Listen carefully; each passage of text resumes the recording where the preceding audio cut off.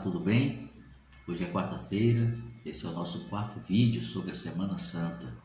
Durante essa semana nós estamos conversando sobre esse período maravilhoso na história da humanidade, que foi a Semana Santa, aquela semana sagrada, dos últimos acontecimentos do ministério mortal do Salvador Jesus Cristo. Bem, na quarta-feira daquela semana aconteceu algo bem interessante. O Salvador estava em uma casa em Betânia. A Escritura diz que ele estava à mesa em casa de Simão, o leproso. E veio uma mulher, isso está no livro de Marcos, no capítulo 14, tá? Veio uma mulher que trazia um vaso de alabastro com unguento de nardo puro, de muito preço, e quebrando o vaso, lhe o derramou sobre a cabeça.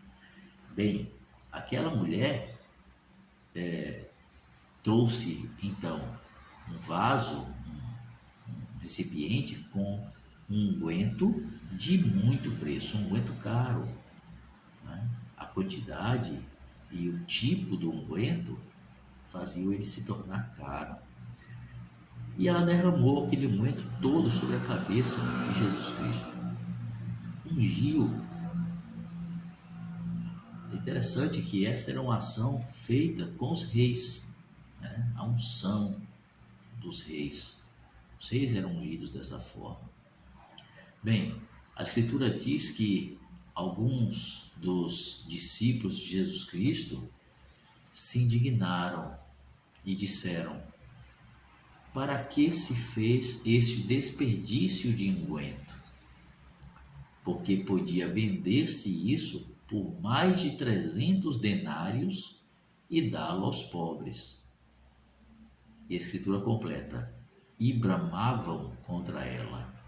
Bem, eles estavam realmente furiosos, eles estavam realmente irritados com aquele desperdício, como eles diziam, né, do unguento, porque era caro e o argumento deles é bom, podia dar aos pobres, né, esse dinheiro. Mas a Escritura continua e diz lá: Jesus, porém, disse: deixai-a, por que a molestais? Ela fez-me uma boa ação. Porque sempre tendes os pobres convosco, e podeis fazer-lhes o bem quando quiserdes, porém a mim nem sempre me tendes. Esta fez o que podia. Ela antecipou-se a ungir o meu corpo para a sepultura. Em verdade, vos digo que em todas as partes do mundo, onde este evangelho for pregado, também o que ela fez será contado para a sua memória. Olha, resposta interessante do Salvador Jesus Cristo, né? Ele disse aqui que aquela ação dela seria lembrada em todas as partes do mundo onde o evangelho fosse pregado. Isso é uma verdade, né? Não há lugar onde o evangelho chegue que essa história não seja conhecida, né? O Salvador fez essa profecia e isso se cumpriu. Ele também disse que aquele unguento, aquele era um ato simbólico ali, né? De certo modo, ungindo o corpo dele para a sepultura. Vamos lembrar que ele seria morto 2 dias depois. E ele disse isso: ela antecipou-se a ungir o meu corpo para a sepultura. Mas eu quero chamar a atenção para uma frase que o Salvador disse aqui. Ele disse: sempre tendes os pobres convosco, e podeis fazer-lhes o bem quando quiserdes.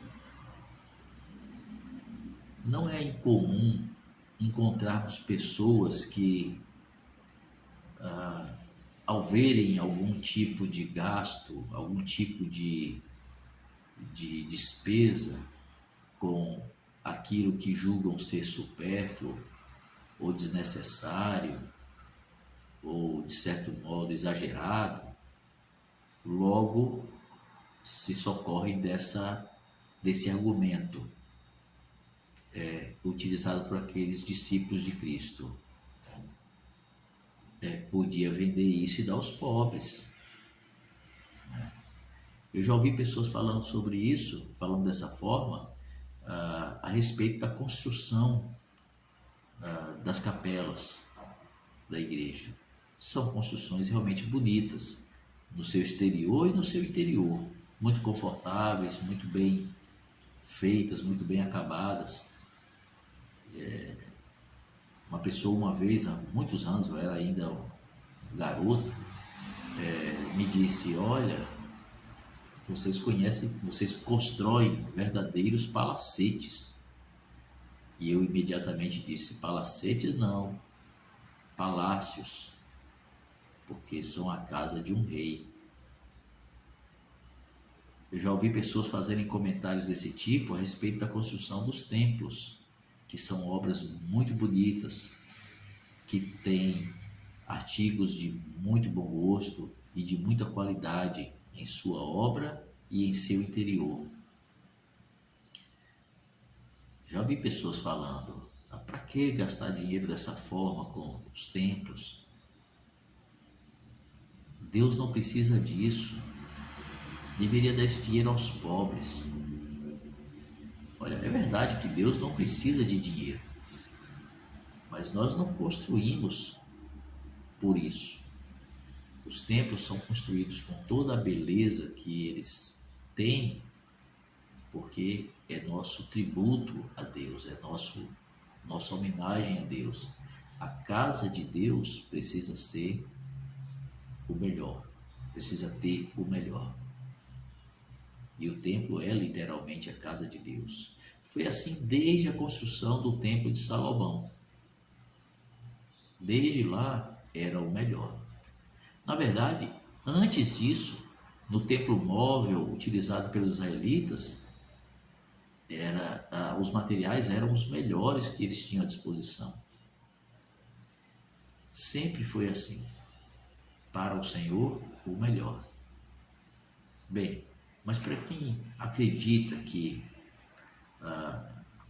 precisamos dispor todo o dinheiro aos pobres, eu quero aqui fazer uma sugestão. O site oficial da Igreja de Jesus Cristo dos Santos dos Últimos Dias é churchofjesuschrist.org. Talvez minha pronúncia não seja perfeita, mas o endereço é esse. Ou no site de notícias oficiais da igreja, Church News e a sala de imprensa. Procura no Google que você vai encontrar sala de imprensa. Ou então você entra lá no blog estandarte-da-liberdade.com e você vai ver as notícias lá desses canais oficiais. Nesses canais oficiais, a igreja divulga os seus trabalhos de ajuda humanitária. A igreja divulga o que faz, por exemplo, no cuidado da saúde, com as dezenas de milhões que foram que foram muito bem aplicados nessa pandemia para compra de equipamentos, compra de máscaras, de insumos diversos para o combate à pandemia. Ou, por exemplo, os milhões gastos ou utilizados, melhor dizendo, em cadeiras de rodas para auxiliar pessoas que têm dificuldade de locomoção. Ou, por exemplo, projetos de distribuição de filtros de água e muitos outros ao redor do mundo, em muitos e muitos países onde a igreja vai e atua e ajudando. Quando tem uma calamidade no mundo, em qualquer parte do mundo, a igreja é geralmente uma das primeiras organizações a chegar com sua ajuda.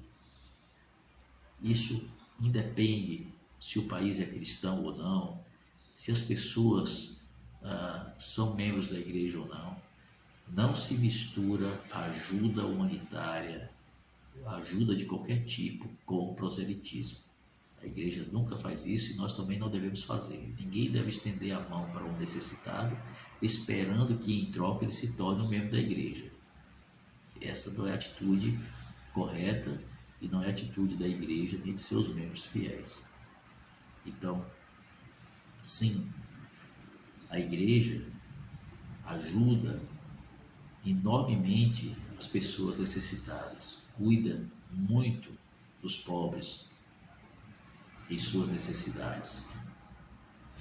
Porém, essa necessidade de ajudar e essa ação de ajudar não invalida a importância de dispor de recursos para outros fins, como a construção de templos ao Senhor, como a construção de capelas confortáveis e seguras para os membros da igreja e outras atividades e eventos que ocorrem para o aperfeiçoamento dos santos, para o trabalho missionário. Tudo tem seu lugar, tudo tem seu tempo e seu momento. Então, quem quer ajudar os necessitados, doa na igreja para isso, no fundo de jejum ou no fundo no fundo humanitário. E esse dinheiro é destinado exclusivamente para esses fins, para os fins de ajudar os pobres necessitados e aqueles que estão em situação de risco de algum modo. Tá? Então, com essa mulher nós aprendemos que sim, podemos e devemos despender nossos recursos para fazer aquilo que o Rei dos Reis, que o Salvador Jesus Cristo merece. Ela gastou um bom dinheiro em um unguento para ungir o Salvador. E com o Salvador podemos aprender, por meio de sua resposta, os pobres sempre tendes convosco, sempre tendes os pobres convosco, e podeis fazer-lhes o bem quando quiserdes. É isso. Que nós possamos nos empenhar mais em nossa devoção ao Salvador e ajudar as pessoas, o nosso próximo também. É isso por hoje, gente. Até amanhã.